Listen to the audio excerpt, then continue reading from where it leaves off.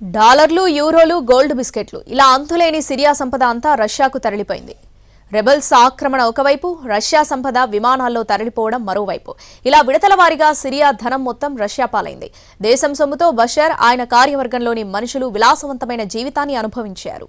సిరియాలో ఒక పక్క అంతర్యుద్ధం కొనసాగుతుంటే మరో పక్క గుట్టు చప్పుడు కాకుండా ఆ దేశ అధ్యక్షుడు అసద్ బషర్ భారీగా నగదును రష్యాకు తరలించాడు. విమానాల్లో కుక్కి మరీ షిఫ్ట్ చేశాడు. 2018-19 మధ్య దాదాపు 2 టన్నుల బరువున్న $100 బిల్లులు, 500 యూరో నోట్లను విమానాల్లో సర్ది మాస్కోకు తరలించారు. అప్పట్లో సిరియాపై పశ్చిమ దేశాల ఆంక్షలు ఉండటంతో వాటిని తప్పించుకునేందుకే ఇలా చేశాడు. ఇలా మొత్తం దాదాపు $250 మిలియన్ అంటే 2000 కోట్ల పైచిలుకు ఉంటాయని అంచనా. సిరియా సెంట్రల్ బ్యాంకుకు చెందిన విమానాలు తరచూ మాస్కోలోని వ్యోంకోవ్ ఎయిర్పోర్టుకు చేరుకునేవి. అక్కడ రష్యా బ్యాంకుల్లో క్యాష్ డిపాజిట్ చేసేవారు. మార్చి 2018 నుంచి సెప్టెంబర్ 2019 మధ్యలో ఈ ట్రాన్సాక్షన్ జరిగింది.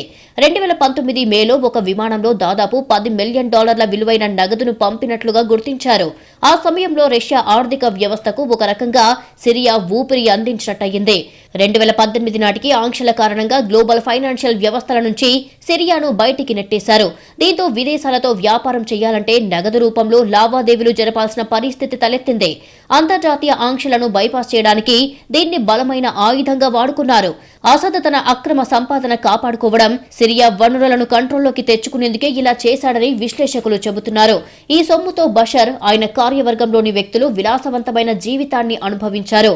అసద్ సంపద ఎంత అన్నదానిపై ఎక్కడా ఖచ్చితంగా లెక్కలు లేవు.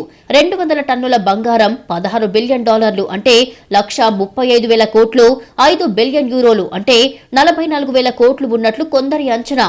సిరియాలో ఓ పవర్ఫుల్ వ్యాపారవేత్త అసద్ కుటుంబంతో విభేదించాడు. ఆ తర్వాత అతడి సంపదను సర్కారు స్వాధీనం చేసుకుంది.